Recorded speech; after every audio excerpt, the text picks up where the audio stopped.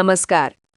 इचलकरंजी शहरात भर चौकात झालेल्या थरारक गोळीबार प्रकरणातील दोन्ही आरोपींना पोलिसांनी अवघ्या काही तासात अटक केली आहे. महासत्ता चौकात बुधवारी रात्री घडलेल्या या घटनेमुळे परिसरात मोठी खळबळ उडाली होती. स्थानिक गुन्हे अन्वेषण शाखेने तातडीने कारवाई करत आरोपींना जेरबंद केले आहे.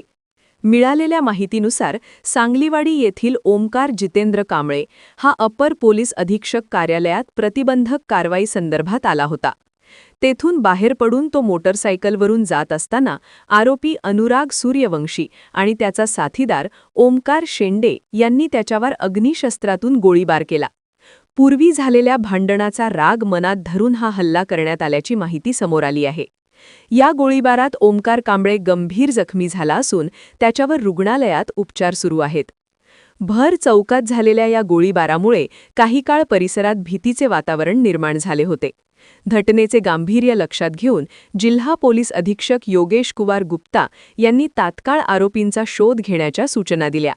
त्यानुसार स्थानिक गुन्हे अन्वेषण शाखेचे पोलीस निरीक्षक सुशांत चव्हाण यांच्या मार्गदर्शनाखाली सहाय्यक पोलीस निरीक्षक सागर वाघ आणि पथकाने तपास सुरू केला. दरम्यान मिळालेल्या गोपनीय माहितीच्या आधारे इचलकरंजीतील रेणुका माता मंदिर परिसरात सापळा रचून आरोपी अनुराग अमोल सूर्यवंशी आणि ओमकार संजय शेंडे यांना पोलिसांनी ताब्यात घेतले. चौकशी दरम्यान दोन्ही आरोपींनी गुन्ह्याची कबुली दिल्यानंतर त्यांना पुढील तपासासाठी इचलकरंजी पोलीस ठाण्याच्या ताब्यात देण्यात आले आहे. पोलिसांच्या या तात्काळ कारवाईमुळे शहरात घडलेल्या या गंभीर गुन्ह्याचा उलगडा अल्पावधीत करण्यात यश आले आहे. यंग वाइज न्यूज प्रतिनिधी लखन घांडेकर, कोल्हापूर.